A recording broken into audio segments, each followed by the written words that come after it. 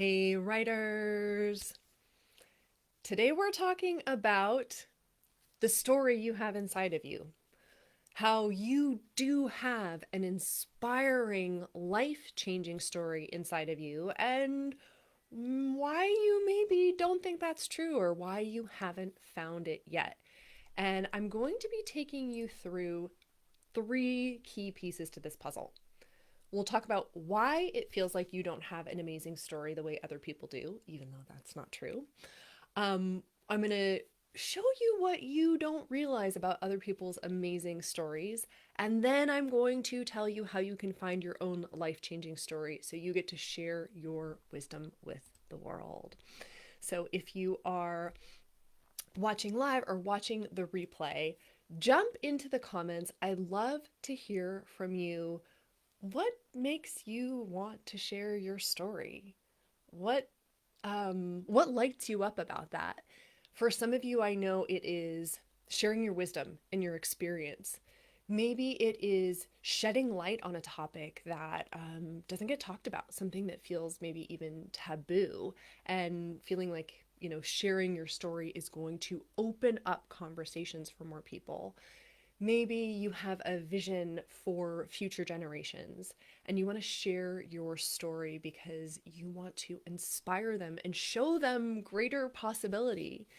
Maybe you want to share your story because you want to break your own silence. So I'd love to hear from you.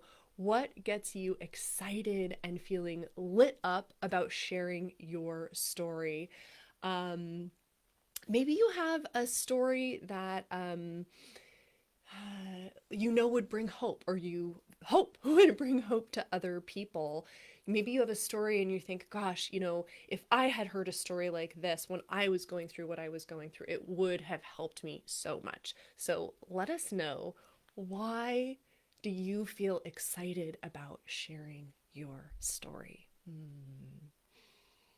Mm. And now let's look at the other side of this.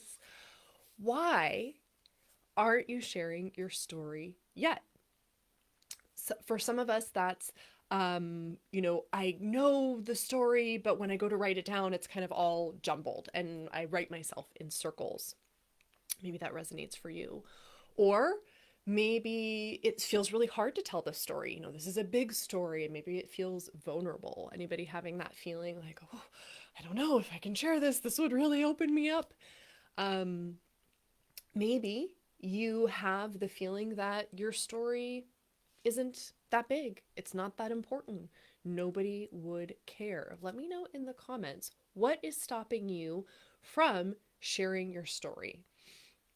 Is it, worrying about how other people would feel? Maybe your story involves other people and you go, oh gosh, if I wrote this, my family would really just freak out. Or I can't talk about this because it involved, my past employer or whatever it is. Tell us, not in a way that feels exposing, but just what is stopping you from telling your story. Would love to hear that. As always, I circle back around to the comments and just give you some insights. So if you share what's holding you back, I'll be able to help you see what could be some next steps forward. All right, let's start with why it feels like you don't have an amazing story the way other people do, even though that's not true. Oh, and that rhymes. I just realized that rhymes. Okay. I want you to think about the stories we are surrounded by. In the last decade, 15 years, what has been a constant in movie theaters and in Netflix series? Superheroes? Yeah. Mutants? Yeah. Um, End of the world disaster movies, shows are always there, right? Uh, oh, hey, Denise, so great to be here. All right, yay, love it. Okay. So when we look around at the stories that are in our media, they're about big, epic, explosive events. And then even when we look at talk shows and people who are being interviewed and TED Talks and books put out by well-known figures, we see stories about overcoming disease, about death and loss and grief, about major life changes, right? So when we're surrounded by stories like that, it's easy for us to conflate a story that has impact with a story about epic events happening in your life. Is that making sense? That we mistakenly think what makes a great story is big explosive shit happening. But that is not what makes a great story. You can have a great story where big explosive shit happens. Absolutely. But if you really think about why people love all those superhero movies and why we're drawn to those stories from, you know, I'll just use the term celebrities, like from well-known figures, the reason those stories have sticking power and the reason we're drawn to them is because of what is happening at a human level, right? I'm not like really big into Avengers movies. I can't like tell you the plot of any of them, but what do we really care about? The relationship between those two brothers, Thor and Loki, right? Like at a human level, we're like, oh, what will, betrayal and brothers. That's what is bringing us back to those kinds of stories. So even the big epic, like superhero movies, they're really getting us because we're thinking about the human emotions. So totally natural if you think, oh gosh, I don't really have a story, because you're looking around and seeing these big stories and thinking you have to have big events. Okay. So the very first thing I want you to do if you want to share your story is to release any notion that you have to have some big major upset happen in your life in order to have a great story. How does that feel?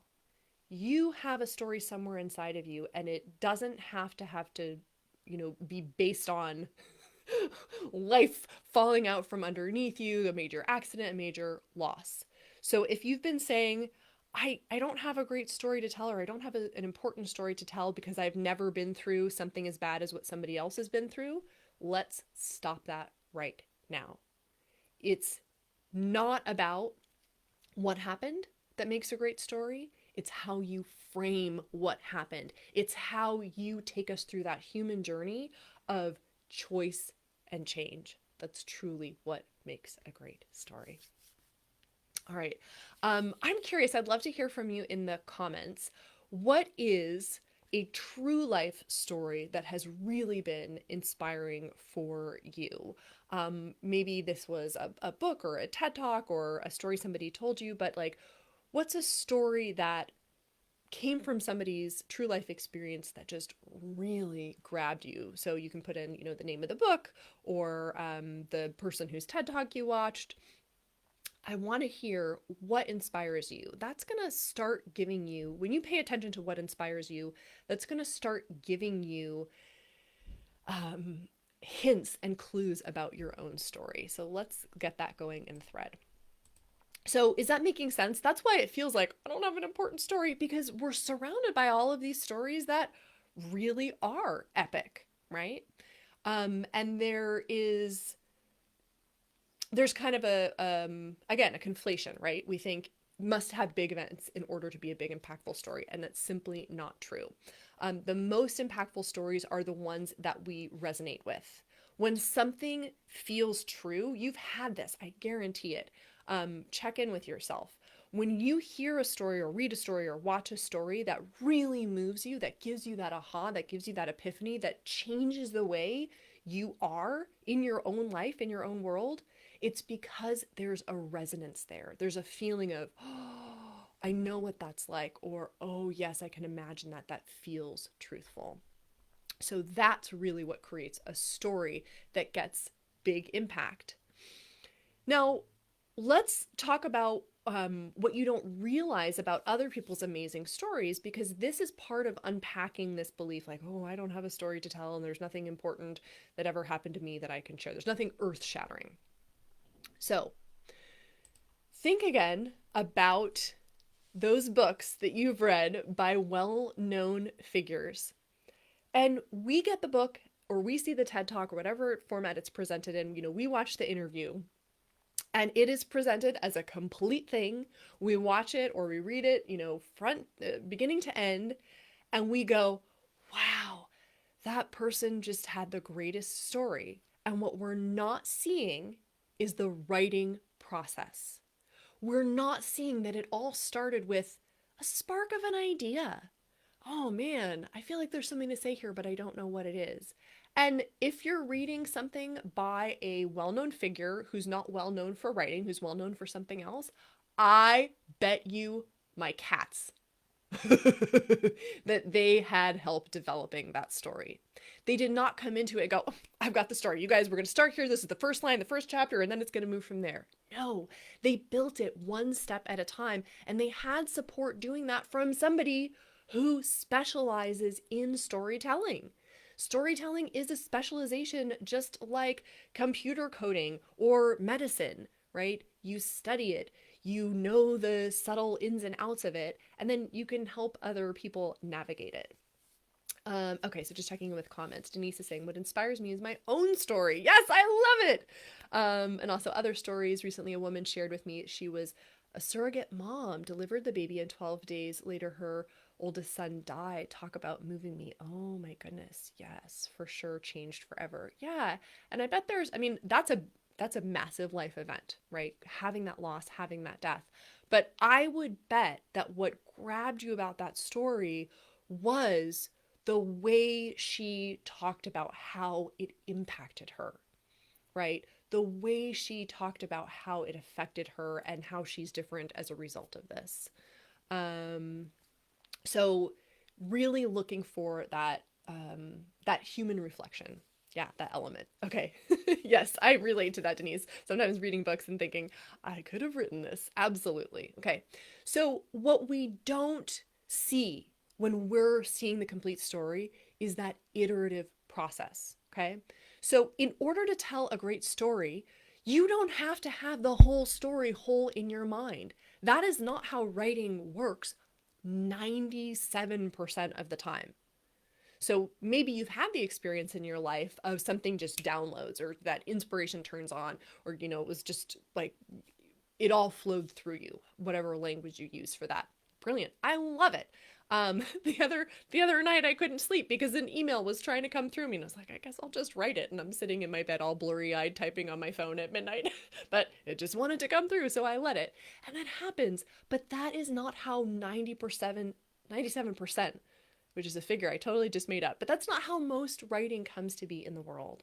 Most writing and all stories come through iteration and finding what is the core of this story. So when you're seeing somebody's finished product and you're comparing your process to that, of course it will feel like, oh man, I got rubbish. This person wrote an amazing book and they have this wow story, and I'm over here trying to figure out like what I just have a long laundry list of events, or like, oh, one day this happened and now I moved on with my life. No big deal. Um, so the behind the scenes of how a story comes to be, it's really important that you're aware of that. Um, you're going to always feel like your story is not important enough if you compare the spark of an idea that you have to the finished version that you're seeing. Is that making sense? Let me know in the comments if that how that makes you feel to hear that. Um, I'll give you an example. So I am a writer and I am a story magician, and even so, this is what the iterative process looked like for me when I wrote my chapter for Silence No More this year. First of all, I started out thinking I was going to be writing one story, and that's not the story that came through at all. And my very first draft was a laundry list of events. It was just like, this happened, this happened, this happened, this happened. It was not a story. It was me reminding myself what happened. And there were tons of events in there that were interesting, that were compelling, that didn't make it into the story. And there were other things that didn't show up in that first draft that eventually did come in, because before I could figure out what my story was, I had to know what I was working with. What are the raw ingredients? And just getting them down on page with zero pressure to make them sound good or sound like a narrative or sound like anything anybody would want to read. It was literally a timeline. It was like, it was this year, or I did it by age. I'm this old, this is happening. I'm this old, this is happening. I'm this old, this is happening.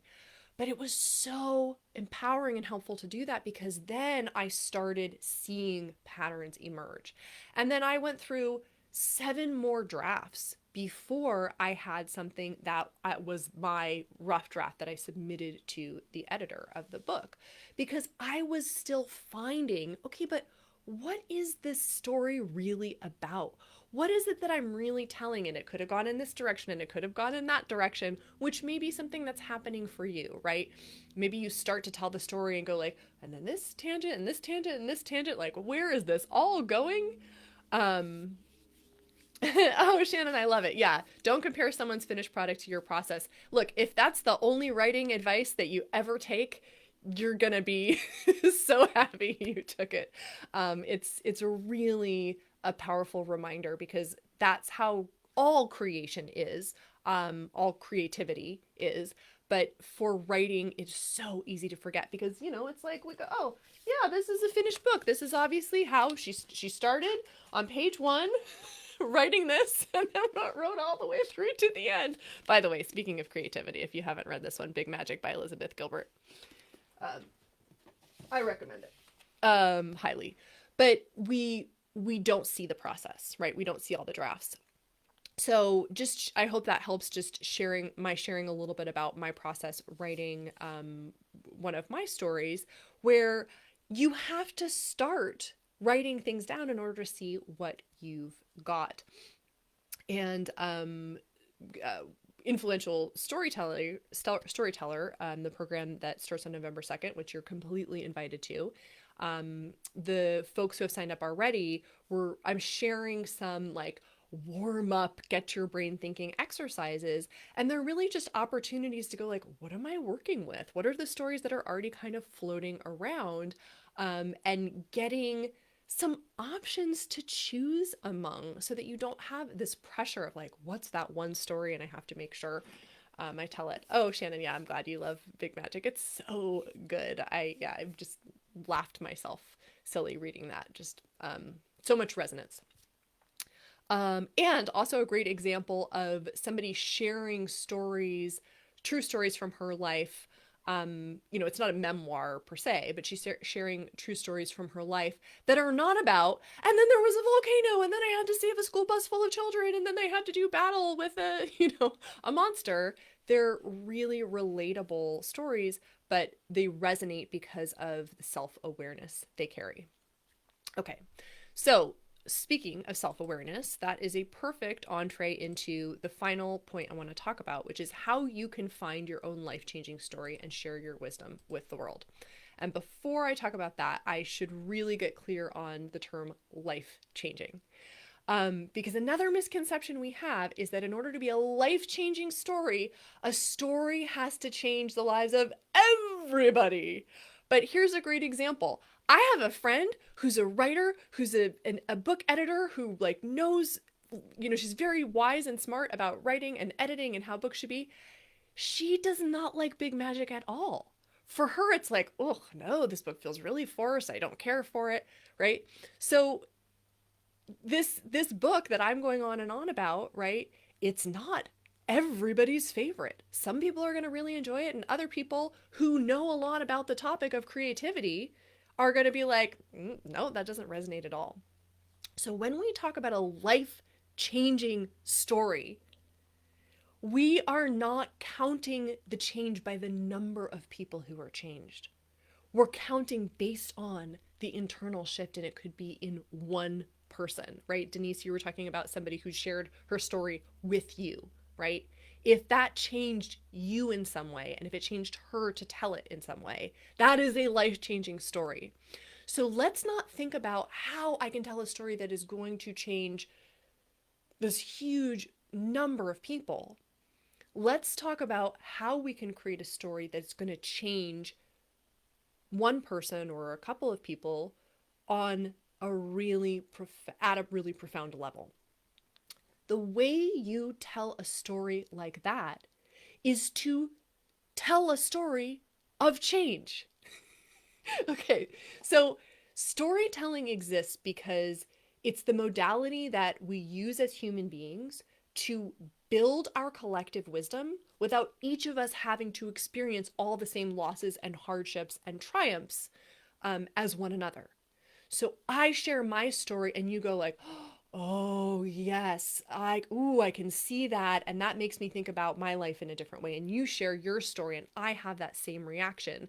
And then you don't have to go out and mess up in the ways I messed up, and I don't have to go out and have the painful experiences that you had, in order for our collective wisdom as human beings to grow and grow and grow.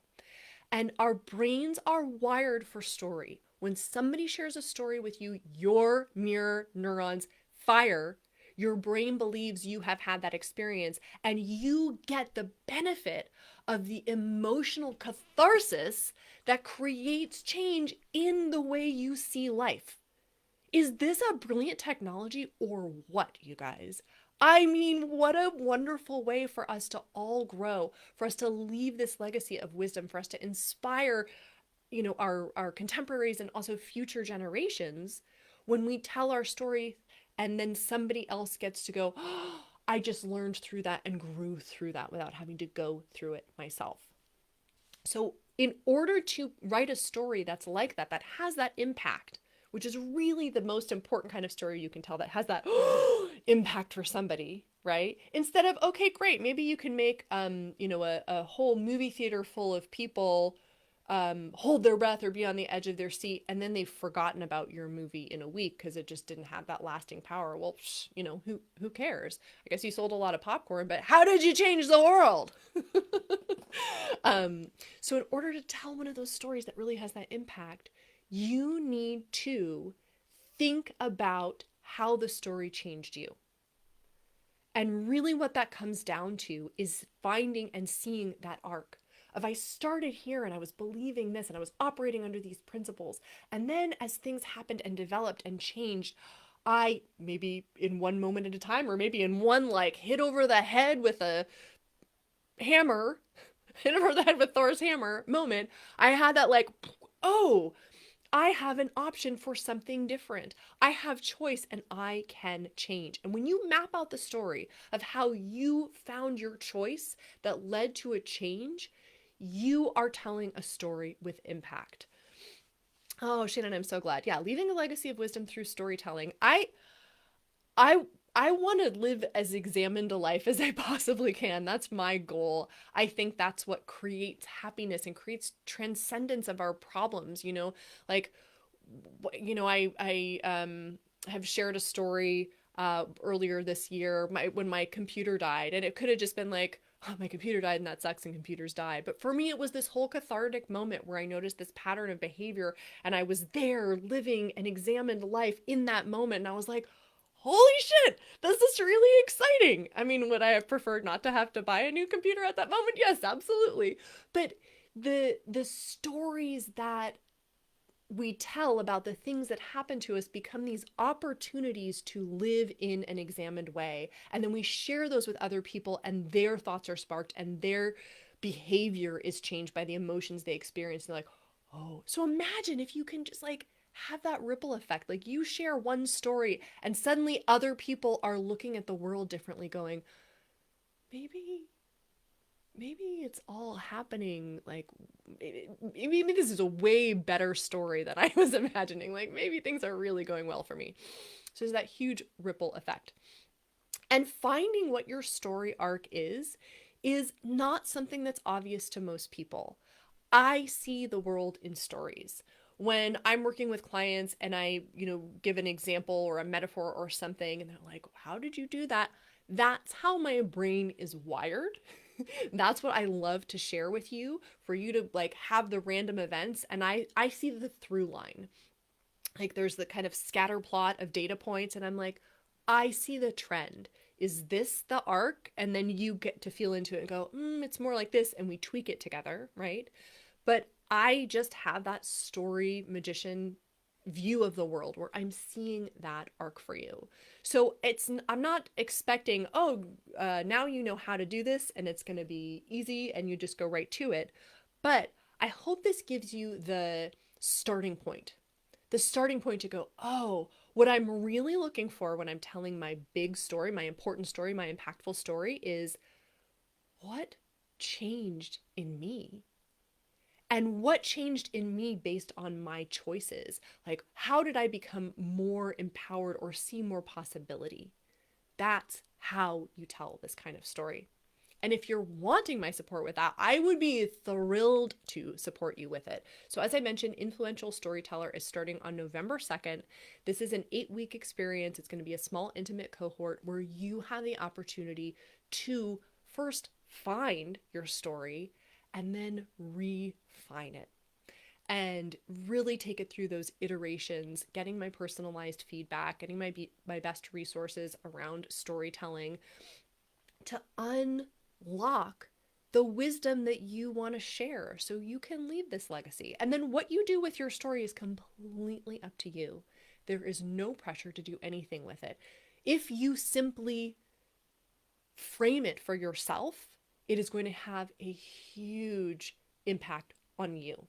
Because instead of walking around with whatever the default version of the story was, maybe this is something that, when in coach speak, when we're like, oh, what stories are you telling yourself, right?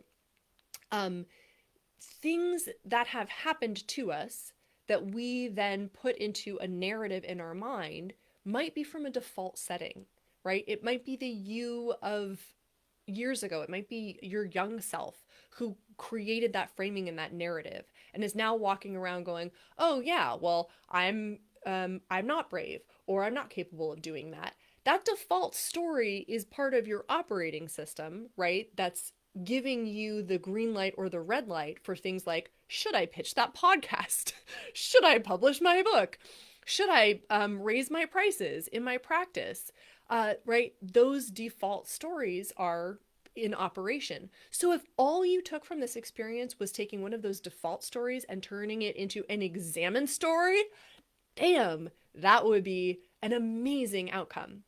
And then if you felt called, maybe you would share that story with other people and they would get that catharsis, that aha moment, that epiphany where they're like, wait a minute, I resonate with that, and I also, that reminds me of the time this happened to me, and wait, I thought it was my fault, and I thought I was wrong, and I thought I was dumb, and I thought I was useless, but wait a minute, what if I start shifting on that?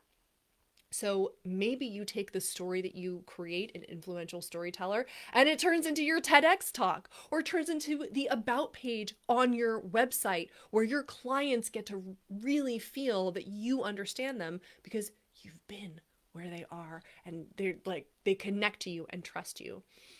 Maybe you use it in speaking gigs, right? Maybe you become like, this is your signature story that you tell people. This is the story you tell when you get interviewed on media outlets, or maybe you feel called to be part of a multi-author book. There are so many different options that you could go into if you feel called.